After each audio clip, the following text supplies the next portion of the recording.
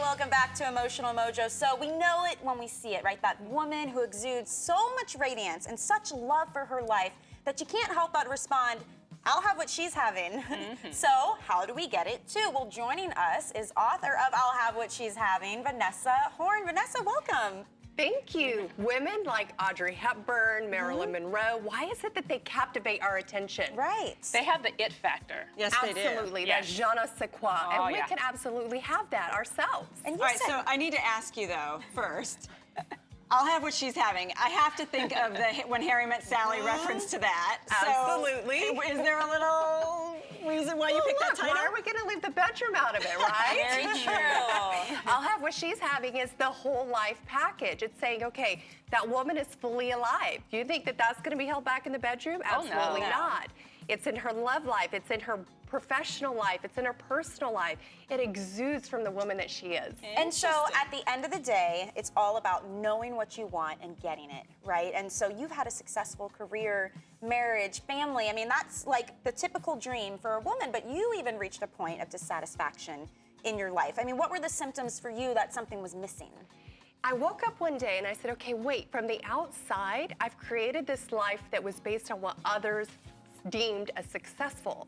I pursued a career as a corporate financial analyst. Did I really love that? No, I wasn't taking time to do the things that I really loved.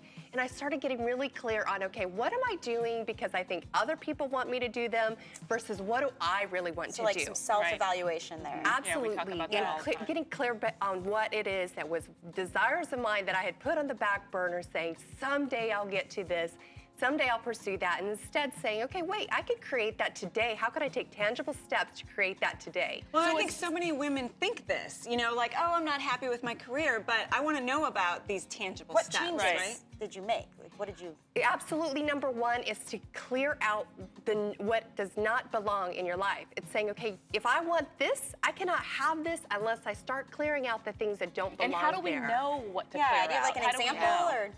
So, for instance, I started getting clear about my career. I had been successfully building other people's businesses and building a career that was, I started pulling out what pieces do I really love? I love to speak.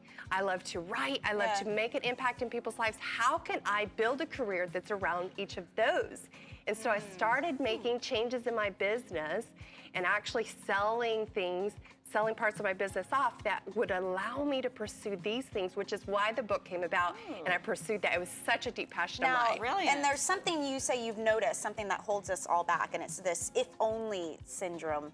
What is We that? suffer from the if-only syndrome when we say, if only, and there's the top 5 that I see are if only I were more beautiful, if only I had a better body, if only I had a man or a better man, if only I had more money, or if Okay. only I had more success, then I would be more happy, fulfilled, and be that woman that's fully vibrant. We're holding that- ourselves back. Yeah, and that sounds like the community in our heads. You know, it's constantly telling us that we need more. How do we get past that?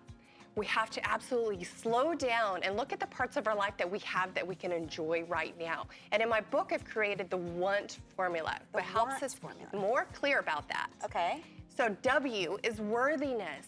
We have to know that our worth is before we go out and start pursuing things. So for instance, I didn't realize it, but some of the things that I was pursuing in my career were to be validated about my worth. And when I got super clear, like, I'm enough.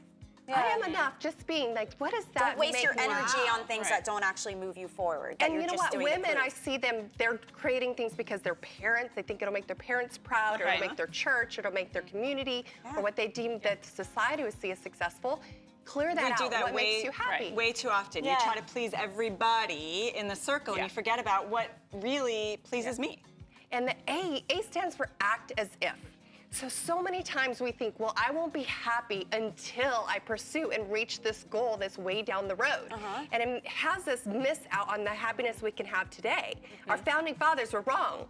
They said that we had the right to the pursuit of happiness, but that keeps it at bay. Our founding mothers would have like said, this. girlfriend, let's be happy today.